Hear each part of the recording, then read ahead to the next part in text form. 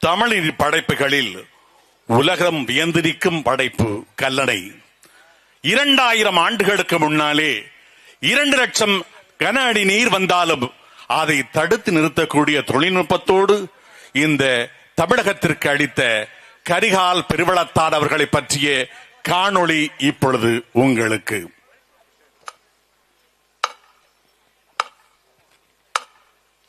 கல்லணை கட்டிய சோழ பேரரசர் திருமால் வளவன் கரிகால் பெருவளத்தான். நீர் மேலாண்மை எனும் அறிவியலை உலகுக்கு கற்பித்த பேரரசர் திருமால் வளவன் கரிகால் பெருவளத்தான் அவர்கள் சோழ நாட்டு தலைநகரமாக திகழ்ந்த உறையூரில் இளஞ்சேட் சென்னி என்கிற சோழ அரசரின் மகனாக பிறந்தார். அவர் தன் தாயின் வயிற்றில் கருவாக இருக்கும் போதே தந்தை இளஞ்சேட் சென்னி இறந்துவிட்டதால் கருவிலேயே அரசராகும் உரிமையை பெற்றார். இதனை தாய் வயிற்றிலிருந்து தாயம் எய்தி என்கிறார் சங்ககால புலவர் முடத்தாம கண்ணியார். நனி இரு முன்னீர் நாவாய் ஓட்டி வழி தொழில் ஆண்ட உறவோன் மருக களி இயல் யானை கரிகால் வளவ சென்று அமர்கடந்த நின் ஆற்றல் தோன்ற வென்றோய் என்று வெண்ணி குயத்தியாரும் இரும்பனம் போந்தை தோடும் கருஞ்சினை அறவாய் வேம்பின் குழை தெரியலும் ஓங்கு இருஞ்சென்னி மேம்பட முடைந்த இருபெரு வேந்தரும் ஒரு களத்தாவிய வெண்ணில் தாக்கிய வெறுவரு நோன்தாள் கண்ணார் கண்ணி கரிகால் வளவன் தாழ்நிழல் மருங்கின் அணுகுபூ குறுகி தொழுது முன் நிற்குவீர் ஆயின் பழுது இன்று பொருணராற்று படையில் முடத்தாம கண்ணியாரும் மேலும் கடியலூர் உருத்திரங்கண்ணனார் உள்ளிட்ட சங்ககால புலவர்கள் தொடங்கி ஆங்கிலேய பொறியாளர் ஆர்தர் காட்டன் மற்றும் பேயட் சுமித் ஆகியோர் வரை வியந்து போற்றிய மாமன்னன் திருமால் வளவன் கரிகால் பெருவளத்தான். கரிகாலனின் இமய படையெடுப்பு, ரோமாபுரி வணிகம், இலங்கை மன்னன் கயவாகுவின் வரவு, சிலப்பதிகாரம், பட்டினப்பாலை போன்ற சங்க இலக்கியங்களில் உள்ள குறிப்புகள் ஆகியவற்றை கணக்கில் எடுத்துக்கொண்டும் தொக்க களியின் 3090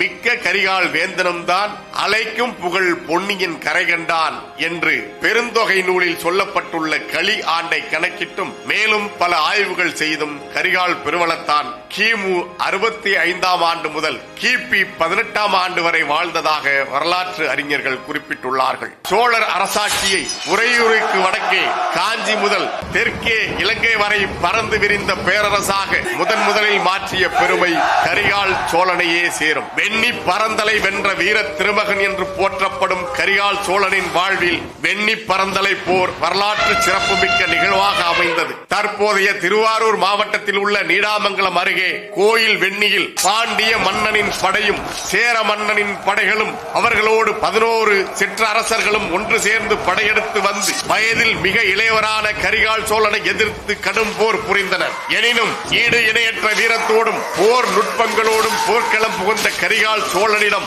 அத்தனை படைகளும் தோல்வியை தழுவி சிதறி ஓடின. வெண்ணி பரந்தலை போரின் மாபெரும் வெற்றிதான் சோழ பேரரசு உருவாக அடித்தளமாக இருந்தது என்று வரலாற்று ஆய்வாளர்கள் கூறுகின்றனர். வெண்ணி பரந்தலை போர், வாகை பரந்தலை போர் ஆகிய பெரும் போர்களில் வெற்றி பெற்றதன் மூலம் பாண்டிய மன்னனையும் சேர மன்னனையும் இன்னும் பிற குறுநில மன்னர்களையும் தோற்கடித்து மூவேந்தர்களுள் முதல் பேரரசர் என்கிற பெருமையை பெற்றார் கரிகால் சோழன். வெண்ணி போருக்கு பிறகு வீரம் செறிந்த பல போர்கள் புரிந்த கரிகால் சோழன் சேர நாட்டு பகுதிகளை தனது ஆட்சிக்கு கீழ் கொண்டு வந்தார். பிறகு வடக்கே தொண்டை வள நாட்டையும் வடவேங்கடத்தையும் வெற்றி கொண்டார். ஆந்திராவின் கடப்பா பகுதியில் தனது ஆட்சியை நிறுவினார். அடுத்து அருவா நாட்டின் தலைநகரான காஞ்சிபுரத்தை விரிவாக்கி புதுப்பித்ததாக பெரிய புராணம் கூறுகிறது. வடவர் வாட, குடவர் கூம்ப, தென்னவன் திரள் கெட என்று போற்றுகிறது பட்டினப்பாலை. மேலும் பெரும் படை திரட்டிக் கொண்டு இமயம் வரை சென்று இமய வரம்பில் புலிக்கொடியை நாட்டியதாக சிலப்பதிகாரம் மற்றும் பெரிய புராண பாடல்கள் தெரிவிக்கின்றன. பொன்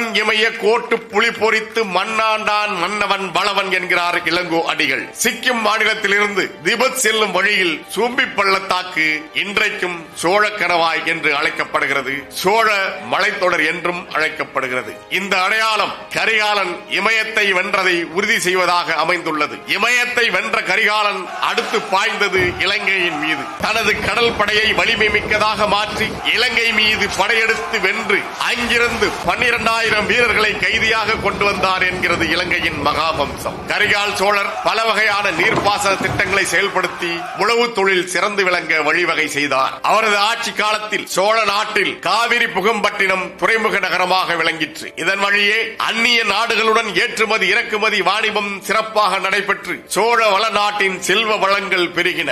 கலைகளில் மிகுந்த ஈடுபாடு கொண்ட கரிகால் சோழர் நடனக்கலை மற்றும் ஓவியம் சிற்பக்கலைகளையும் ஊக்குவித்தார். வரலாற்றில் ஏனைய அரசர்களை விட கரிகால் சோழரின் புகழ் இன்றளவும் நிலைத்திருப்பதற்கு மிக முக்கிய காரணம் பூவிரி புதுநீர் காவிரி என்று புறநானூர் புகழ்கின்ற காவிரியின் குறுக்கே அவர் கட்டிய கல்லணைதான். திருச்சிராப்பள்ளிக்கு அருகே உள்ள கல்லணையின் நீளம் 1080 அடி, அகலம் 66 அடி, உயரம் 18 அடியாகும். அக்காலம் முதலே காவிரி ஆற்றில் மிக பெரும் வெள்ளம் ஏற்பட்டு அதனால் மக்களின் உயிருக்கும் உடைமைகளுக்கும் அவர்கள் செய்து வந்த வேளாண்மை தொழிலுக்கும் இழப்புகளும் பெரும் பாதிப்புகளும் ஏற்படுவதை கண்டு வருந்திய கரிகால் சோழர் காவிரி ஆற்றின் குறுக்காக ஒரு தடுப்பு அணை கட்ட முடிவு செய்து தனது 53வது வயதில் கல்லணையை கட்டி எழுப்பினார். இயற்கையின் போக்கை உணர்ந்து கட்டப்பட்ட அணை கல்லணை. ஓடும் நீரில் அணை கட்டும் தொழில்நுட்பத்தை எனக்கு விளக்கி காட்டியுள்ள இந்த காவிரி அணையை கட்டிய முன்னவனை நான் வணங்குகிறேன் என்று ஆங்கிலேயர் ஆட்சி காலத்தில் நீர்ப்பாசன அதிகாரியாக இருந்த பொறியாளர் ஆர்தர் காட்டன் வியந்து போற்றுகிறார். ஓடும் நீரின் மீது அணை கட்டுவது தொழில்நுட்பம் வளர்ந்துள்ள இன்றைய காலத்திலும் மிகவும் கடினமான பணியாகும். காரை சாந்தோ சுண்ணாம்போ ஆற்றின் ஓட்டத்தில் கரைந்து கொண்டே போய்விடும். நீரை வேறு பக்கம் திருப்பிவிட்டு அணையை கட்டிய பின்பு பாதையை மாற்ற வேண்டும் என்றால் அதுவும் முடியாது. இன்றைய நாள்களிலேயே வெள்ளப்பெருக்கு காலங்களில் நொடிக்கு 2 லட்சம் கன அடி நீர் பாயும் காவிரி ஆறு கர்நாடகம் எல்லாம் உருவாகியிராத காலத்தில், இந்தியா என்ற ஒரு நாடே உருவாக்கப்பட்டிராத காலத்தில், எல்லாமும் தமிழ் நிலமாக இருந்த நிலையில் காட்டு வளம் உள்ளிட்ட 5 திணை வளங்களும் பெருகி கிடந்த போது கல்லணை கட்டப்படுவதற்கு முன்பான நாள்களில் எவ்வளவு தண்ணீர் காவிரியில் பெருக்கெடுத்து ஓடியிருக்கும், நீரோட்டத்தின் அளவும் வேகமும் எந்த அளவு இருந்திருக்கும். அந்த நிலையில் தடுப்பணை அமைக்கும் தொழில்நுட்பத்தை கண்டறிந்ததால் தான் கரிகால் பெருவளத்தான் கல்லணையை கட்டிய வரலாற்றை இன்றைக்கும் உலகம் வியந்து போற்றுகிறது. பேயட் ஸ்மித் என்கிற ஆங்கிலேயர் தனது இரிகேஷன் ஆஃப் சவுத் இந்தியா என்ற நூலில் கல்லணை மிகப்பெரிய சாதனை என்று குறிப்பிட்டுள்ளார். ஏனெனில் ஆற்றுப்படுகையில் அணை கட்டும் தொழில்நுட்பம் 19ஆம் நூற்றாண்டின் இறுதியில் தான் கண்டறியப்பட்டது. ஆனால் அதற்கு 2000 ஆண்டுகளுக்கு முன்பே நீரோட்டத்தின் மீது தடுப்பணை கட்டியது மனித ஆற்றலுக்கு அப்பாற்பட்ட பெரும் சாதனை என்பதால் தான் பொறியாளர் ஆர்தர் காட்டன் கல்லணையை கிராண்ட் அணைக்கட் என்று அழைத்தார். அந்த பெயர்தான் உலகெங்கும் இன்றைக்கும் பரவி நிலைத்துள்ளது. ஆர்தர் காட்டன் கல்லணையை பல ஆண்டு காலம் ஆய்வு செய்து தமிழர்களின் நீர் மேலாண்மையையும் பாசன அறிவு திறனையும் கண்டு வியந்தார். பாய்ந்தோடிய காவிரி ஆற்றின் குறுக்காக மிகப்பெரிய கற்பாறைகளை கொண்டு வந்து போட்டு ஆற்றின் நீரோட்டத்தால் ஏற்படும் நீர் அரிப்பின் காரணமாக அப்பாறைகள் கொஞ்சம் கொஞ்சமாக மணலில் புதைந்து ஒரு நிலைக்கு மேல் பாறைகள் ஆற்றின் அடியில் மணலில் உறுதியாக நின்ற பிறகு அதன் மீது அடுத்தடுத்து பாறைகளை வைத்து தண்ணீரில் கரையாத ஒருவித ஒட்டும் சாந்து ஒன்றை அந்த பாறைகளின் மீது பூசி பாறைகள் உறுதியாக ஒட்டிக் கொள்ளும்படி செய்து கல்லணை கட்டப்பட்டதாக ஆங்கிலேய பொறியாளர் ஆர்தர் காட்டன் தனது ஆய்வில் கூறியுள்ளார். 2000 ஆண்டுகளை கடந்து இன்றளவும் தமிழர்களின் அறிவாற்றலுக்கு சான்றாக நிமிர்ந்து நிற்கிறது கரிகால் சோழரின் கல்லணை. பேரரசர் கரிகால் பெருவளத்தானின் பாசனம் குறித்த அறிவும் உணவு உற்பத்திக்கு தேவையான பாசன பரப்பை விரிவாக்க வேண்டிய புரிதலும் அதை செயல்படுத்துவதற்கு வான் பொய்ப்பினும் தான் பொய்யா காவிரிக்கு கரை கட்டி அணை கட்ட எடுத்த முடிவும் அதற்கான தொழில்நுட்பத்தை கண்டடைந்த மேதமையும் அதை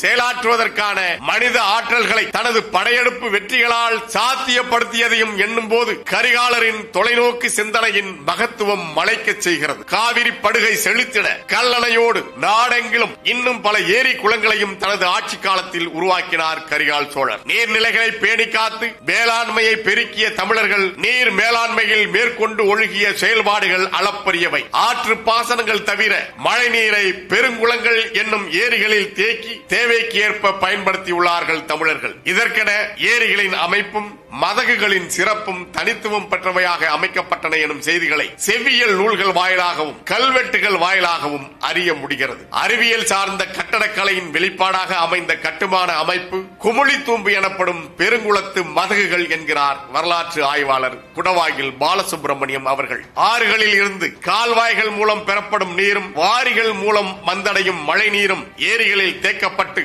தேவைக்கேற்ப குமுளி தூம்புகள் மூலம் விளைநிலங்களுக்கு பகிர்ந்தளிக்கும் முறையை தமிழர்கள் மேற்கொண்டார்கள்.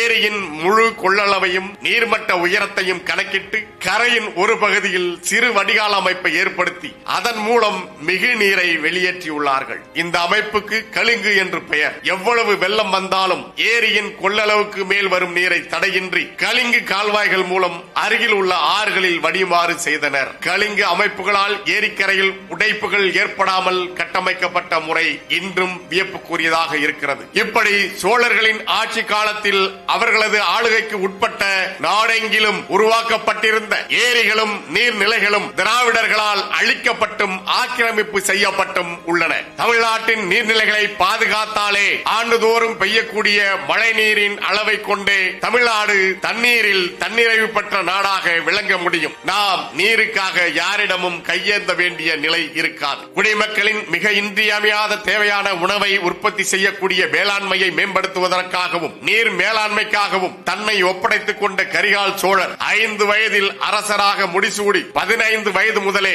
செருக்களம் பல வென்று பேரரசராக திகழ்ந்து 83 ஆண்டுகள் வாழ்ந்து இறுதியாக தஞ்சையில் உயிர் நீத்தார் என்பதை அஞ்சில் முடிகவித்து 53 அளவில் கஞ்சி காவேரி கரை கண்டு தஞ்சையிலே 83 அளவும் ஈண்ட விருந்தேதான் விண்புக்கான் தன்புகார் வேந்து என்ற பாடல் மூலம் அறிய முடிகிறது. தன் மக்களை பசி இல்லாது காத்த கரிகால் பெருவளத்தானின் புகழ் கார் உள்ளளவும் கடல் உள்ளளவும் வான் உள்ளளவும் வையம் உள்ளளவும் நிலைத்திருக்கும். கல்லணை தந்த பேரரசர் கரிகால் சோழரின் பெரும்புகழ் போற்றுவோம். எங்கள் திருநாட்டில் எங்கள் நல்லாட்சியே. இனம் ஒன்றாவோம், இலக்கை வென்றாவோம். இலக்கு ஒன்றுதான், இனத்தின் விடுதலை. தமிழ் தாய் வாழ்க, தலைவர் பிரபாகரன் வாழ்க. நாம்